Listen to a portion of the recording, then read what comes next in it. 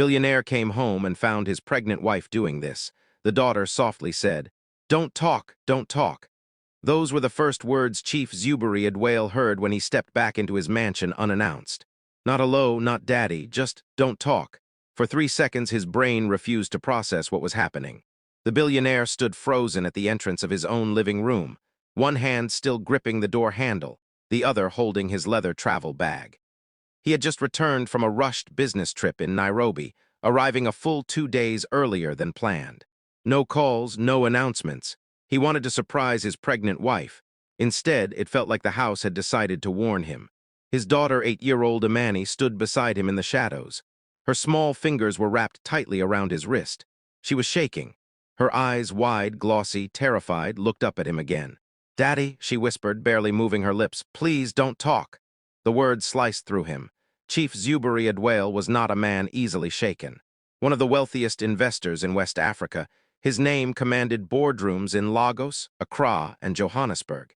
He had negotiated billion-dollar deals without blinking.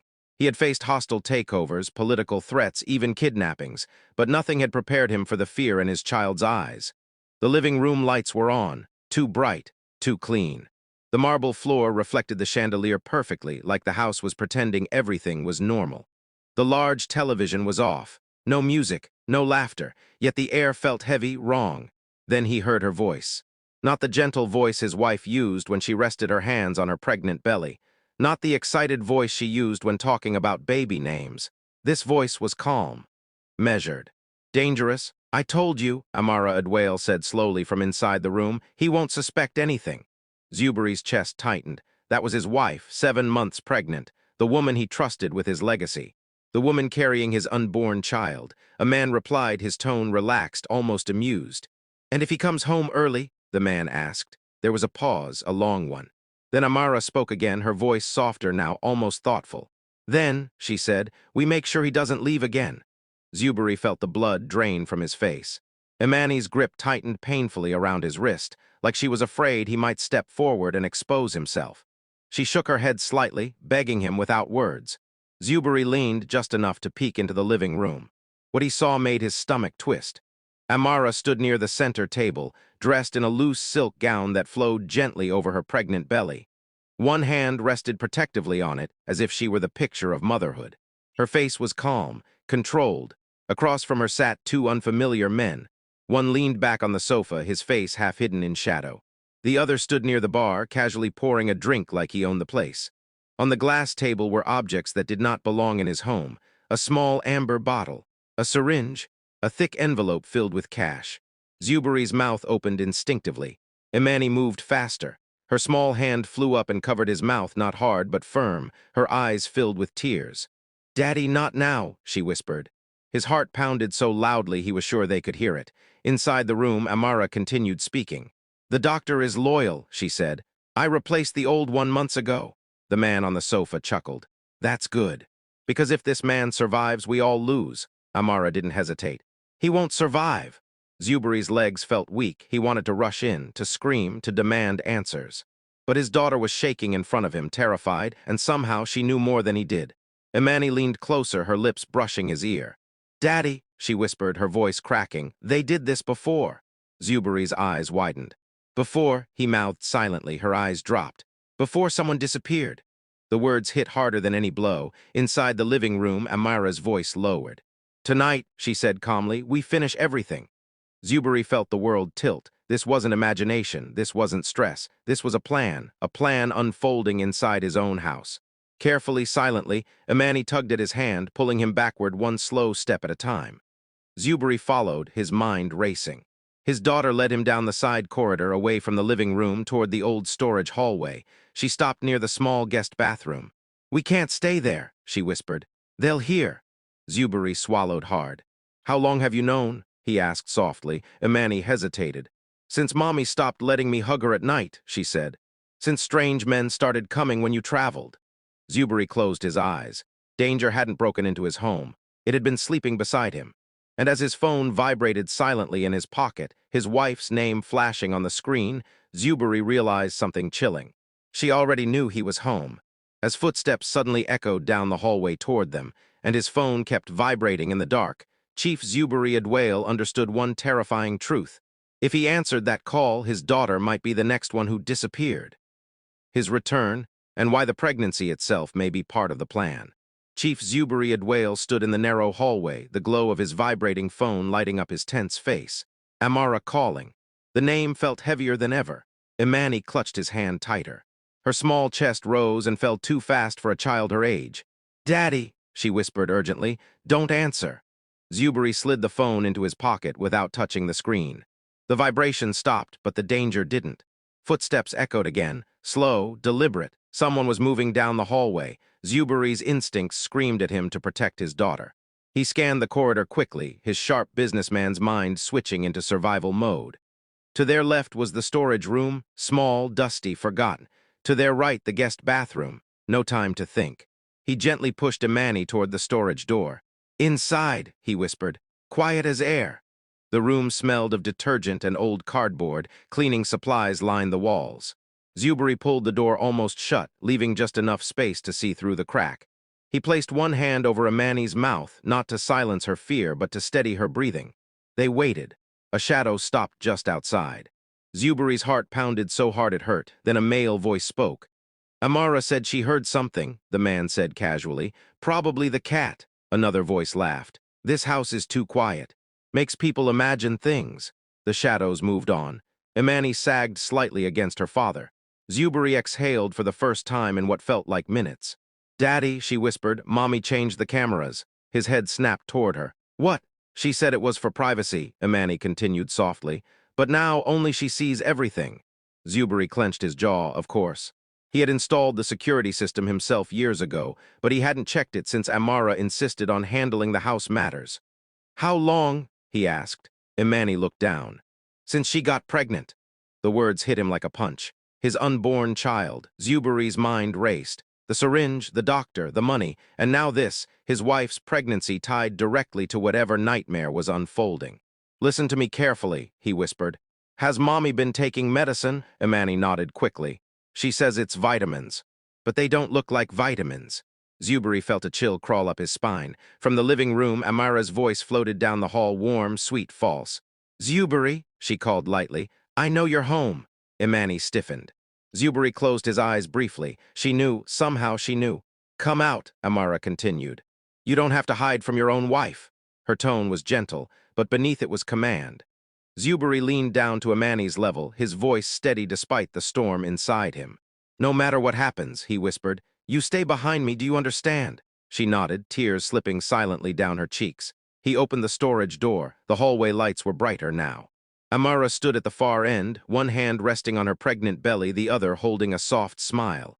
Two men flanked her at a distance, pretending not to watch, but watching everything. "There you are," she said warmly. "You came home early. Why didn't you call?" Zuberi studied her face. The woman he married, the woman he loved. Everything familiar now felt rehearsed. "I wanted to surprise you," he replied calmly. Her eyes flicked to Imani behind him. "And you brought her into the hall at night?" Amara asked. "You're scaring her." Zuberi stepped slightly in front of his daughter. "She told me not to talk," he said. "Why would my child say that, Amara?"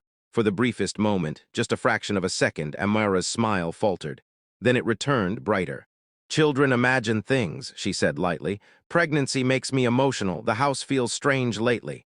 One of the men cleared his throat. "Madam, should we—" "Not yet," Amara interrupted softly. She stepped closer. Zuberi could smell her perfume, familiar, comforting, and now deeply unsettling. "You look tired," she said, touching his arm. "Too much travel. Too much stress." Zuberi didn't move. "You changed the doctor," he said flatly. Amara's hand paused. "For the baby," she replied. "You want the best, don't you?" "And the cameras," he pressed. Her eyes hardened just a little. "I like control," she said quietly. "You're rarely home." There it was, the truth peeking through the cracks. Zuberi straightened. "Who are these men, Amara?" She turned and smiled at them. "Friends." The man nearest chuckled. "Business associates." Zuberi nodded slowly. "Business, that's what you called my life too once." Silence stretched. Then Amara sighed like someone tired of pretending. "You weren't supposed to find out like this," she said. "Not tonight." Imani whimpered. Zuberi's fists clenched. "Find out what?" Amara's gaze dropped to her belly. "This child," she said softly, "changes everything." Zuberi felt his stomach drop. What do you mean? She looked up at him, eyes cold and calculating. This baby, she continued, is my insurance. The word echoed, insurance, against him. Before Zuberi could speak, his phone buzzed again in his pocket. Amara smiled. Answer it, she said gently. It's your doctor. Zuberi didn't move. One of the men stepped forward.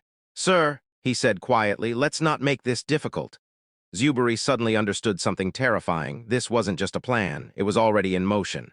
And he was standing at the center of it, with his daughter beside him and his unborn child being used as leverage. He tightened his grip on Amani's hand. Amara, he said slowly, whatever game you think you're playing, it ends now. She tilted her head. Oh, Zuberi, she replied softly, it already ended the moment you came home. Armed guards quietly locked the doors behind him, and Amara smiled over her pregnant belly. Chief Zuberi Adwail realized the horrifying truth. The baby wasn't just a child, it was the key to his destruction. What Amara is really carrying, and why Amani is the only one who can expose the lie.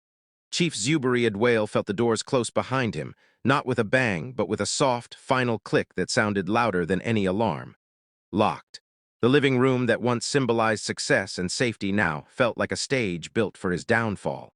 The chandelier glowed warmly above, mocking him. The marble floor was spotless, everything looked perfect, too perfect. Amara stood a few steps away, one hand resting on her swollen belly, the other loosely at her side. The two men positioned themselves near the exits, calm, prepared. Like this moment had been rehearsed many times before. Imani pressed herself into Zuberi's side. Daddy, she whispered, Mommy is lying. Zuberi lowered his hand and squeezed hers gently. He didn't answer, not because he didn't believe her, but because he already knew. Amara smiled again, that practiced smile. Let the child go to her room, she said softly. This conversation is for adults. Zuberi stepped forward immediately. She stays, he said. Every word you say she hears. One of the men shifted, uncomfortable. Amara's eyes narrowed just slightly. You've changed, she said. You used to trust me. I trusted my wife, Zuberi replied. Not whatever this is.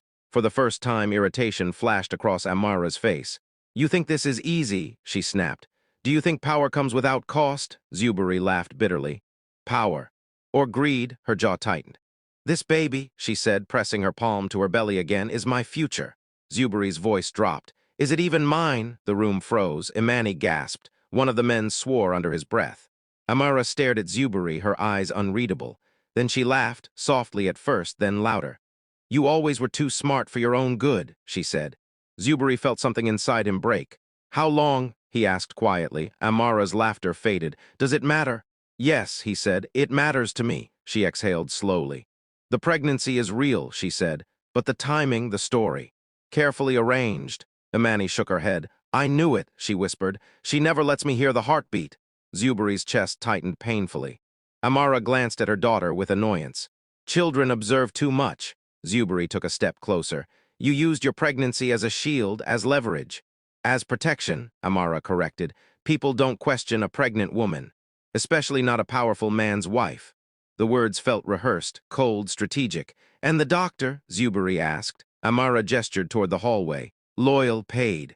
Silent, Zuberi nodded slowly. Everything connected now, the syringe, the medicine, the money. You plan to make my death look natural, he said. Stress, heart failure, tragic. Amara smiled faintly. You travel too much. People would understand. Imani's fingers dug into Zuberi's arm. You're a monster, the girl whispered. Amara's eyes flashed. Watch your mouth. No, Zuberi said firmly. You watch yours. One of the men stepped forward. Sir, let's calm down, Zuberi turned sharply. Who do you work for? The man hesitated. Amara answered for him. Me. Zuberi laughed once humorless. You bought my house. My staff, my security. And soon, Amara said quietly, your legacy. Silence fell. Then Zuberi spoke the words that changed everything. You forgot one thing. Amara raised an eyebrow. Oh, my daughter. Imani looked up at him, confused. She's been watching you, Zuberi continued. Listening, learning, Amara scoffed. She's a child. Zuberi reached into his pocket and pulled out his phone, but not his main phone. A small, cracked device slid into his palm. Imani's eyes widened. You kept it, she whispered. Amara's smile disappeared. What is that? She demanded. Zuberi didn't answer her. He looked down at Imani. Tell her, he said gently. Imani swallowed hard. Her small hands trembled, but her voice was steady. I recorded Mommy, she said, on this phone every time she talked about Daddy when she thought I was asleep. The room erupted. Amara lunged forward. Give me that. One of the men moved, but Zuberi stepped back, holding the phone high. Stay where you are, he warned, or this goes straight to the cloud. Amara froze. You wouldn't, she said through clenched teeth. Zuberi met her gaze. I already did, her face drained of color. You lied to everyone, he continued. But you underestimated one thing. He looked down at his daughter. Truth doesn't stay silent forever. Imani's voice trembled, but she kept going. She talked about the medicine, the girl said, about making Daddy sleep and never wake up, about money, about a man who disappeared. One of the men stepped back slowly. Amara's control cracked. You little— Enough, Zuberi roared. The sound echoed through the mansion. For the first time that night, Amara looked afraid. Zuberi's phone buzzed again. This time he answered. Yes, he said calmly. A familiar voice responded. Sir, we're outside. Amara's eyes widened in disbelief. What did you do? She whispered. Zuberi didn't look at her. I stopped trusting silence, he said. Footsteps thundered outside the doors. Imani clutched his hand as sirens began to wail in the distance. Amara backed away slowly, her hand still on her belly, this time not as a weapon but as a shield. This isn't over, she hissed. Zuberi stared at her. No, he said. It just started. As armed security stormed the mansion and Amara was cornered, one terrifying question remained unanswered. What happens when the truth about the baby finally comes out, and who else is willing to kill to keep it hidden? The final secret behind the pregnancy, and reveal the one betrayal Zuberi never saw coming. The sound of boots pounding against marble shattered the false calm of the mansion. Chief Zuberi Adwail didn't move. He stood tall, one arm protectively around Imani, as armed members of his private security unit flooded the living room. Their black uniforms contrasted sharply with the white walls, reality crashing into deception. Amara screamed. Stop them, she shouted. This is my house. No one listened. The lead officer, Captain Kofi Mensah, locked eyes with Zuberi. Sir, he said firmly, are you hurt? Zuberi shook his head once. Not yet. Imani pressed her face into his side. The two men who had stood so confidently minutes earlier now backed away slowly, hands raised. One tried to speak. We were just— On the floor, Kofi ordered coldly. They obeyed. Amara's breathing became uneven. Her hand clutched her belly tightly now, not with confidence but panic. You can't do this, she said, her voice shaking for the first time. I'm pregnant. Kofi didn't even glance at her.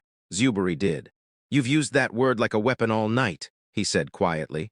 Now we're going to find out what it really means. Amara's eyes flicked toward the hallway. Zuberi noticed. Kofi, he said, secure the doctor, now. Kofi nodded and spoke into his radio. Moments later, a middle-aged man in a white coat was escorted into the living room. His hands trembled. Sweat soaked his collar. Amara's face went pale. You said you were loyal, she whispered. The doctor avoided her eyes. Sir, Zuberi said calmly, tell me the truth. The man swallowed hard. She paid me, he said, to alter reports, to exaggerate symptoms. Exaggerate? Zuberi repeated. The doctor nodded. The pregnancy exists, he said quickly, but not in the way she told you. The room went deathly silent. Imani looked up sharply. What does that mean? She asked. The doctor hesitated, then spoke. She's not 7 months, he admitted. She's barely 3, Amara screamed. Shut up. Zuberi felt like the air had been knocked from his lungs. 3 months. Every scan, every announcement, every dramatic hospital visit. A lie. You faked the timeline, Zuberi said slowly. Amara collapsed onto the sofa, her strength finally draining. I needed time, she cried. Time to move things, time to secure everything before you found out. Found out what? Zuberi asked. Amara laughed weakly through tears. That the child might not even be yours. The words landed like a gunshot. Imani gasped. Zuberi closed his eyes, not from pain, but control. You were never supposed to be involved, Amara continued, voice breaking now. You were just the foundation, the name, the access. Zuberi opened his eyes. And the father, he asked. Who is he? Amara hesitated. Kofi stepped forward. Answer him. Her voice dropped to a whisper. The man who helped me move the money. Zuberi felt something inside him harden. You plan to kill me, he said, with another man's child inside you and walk away with my empire. Amara didn't deny it. Silence filled the room again, thick, heavy, final. Then Imani spoke. She told him I was useless, the child said softly. She said if Daddy died, I'd be sent away. Amara's head snapped up. I never— You did, Imani said, tears streaming but her voice steady. I heard you. That was the moment Amara broke completely. Security moved in, restraining her gently but firmly. As they led her away, she turned back to Zuberi, eyes wild. "You think this makes you clean?" she spat. "You think your world won't burn with mine?" Zuberi didn't answer, because another voice suddenly cut through the room. "Sir," Kofi said quietly, "there's a problem." Zuberi turned. "One of the recordings your daughter sent," Kofi continued, "was forwarded automatically to external servers." Zuberi frowned. "Which servers?" Kofi swallowed. "Financial regulators, media outlets, and some very powerful people." Zuberi understood immediately. This wasn't over. This wasn't just family betrayal. This was war. Imani clutched his hand again. "Daddy," she whispered, "did I do something bad?" Zuberi knelt and pulled her into his arms. "No," he said firmly. "You saved lives." Sirens wailed louder outside now. Cameras flashed through the windows. Amara was gone, but the consequences were just beginning. As dawn crept into the mansion, Zuberi stared out at the crowd gathering beyond his gates and realized the truth. The most dangerous part of the night wasn't what happened inside his home. It was what was about to happen outside it. With Amara arrested and the pregnancy exposed as a lie, Chief Zuberi Adwail believed the nightmare was ending. Until he learned the recordings had triggered something far bigger, and someone far more powerful was now coming for him, who was really behind everything. And whether Zuberi and Imani survived the fallout morning arrived without mercy. The sun rose over Chief Zuberi Adwail's mansion, but it brought no warmth, only exposure. News vans crowded the street outside his gates. Cameras pointed inward like weapons.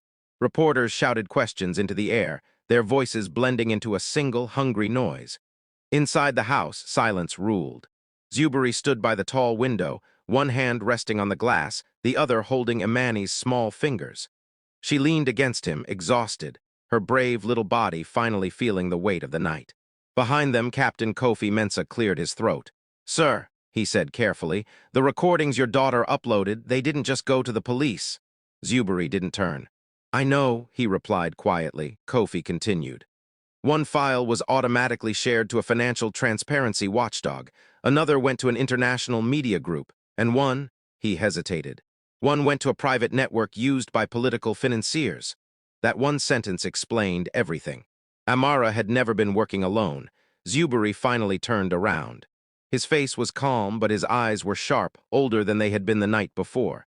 "So this was bigger than my marriage," he said. "Yes, sir," Kofi replied. "Much bigger." Imani looked up. "Does that mean the bad people aren't finished?" Zuberi knelt in front of her and held her face gently. "It means," he said softly, "that truth makes powerful enemies." She nodded slowly. "But truth still wins, right?" Zuberi paused, then smiled. "Eventually," he said, "it always does." The real plan by noon, Zuberi sat inside a secured conference room at police headquarters. Lawyers, investigators, and federal officers surrounded the table. Screens played clips from Imani's recordings. Amara's voice, calm and calculating, discussing money transfers, fake medical records, and something far worse. Assassination insurance. She was laundering funds through shell companies registered in your name, an investigator explained. If you died, ownership would transfer automatically. Zuberi exhaled slowly. "And the child?" he asked. A forensic specialist spoke next. "The pregnancy exists," she confirmed, "but DNA tests show the father is not you." Zuberi closed his eyes, not from heartbreak, from clarity. "Then my daughter saved me twice," he said. The room fell silent. The betrayal no one expected. Just when Zuberi thought the worst truth had surfaced, Kofi received a call. He stepped aside, listened, then returned, his expression grim. "Sir," he said quietly, "there's something else." Zuberi looked up. "The man who helped Amara move the money," Kofi continued, "wasn't just her lover." Zuberi's jaw tightened. "Who was he?" Kofi spoke the name. Zuberi froze. It was his former business partner. The man who helped him build his empire. The man he trusted with contracts, expansions, and introductions. The betrayal cut deeper than Amara's ever could. "He's already left the country," Kofi added. "But the recordings link him directly."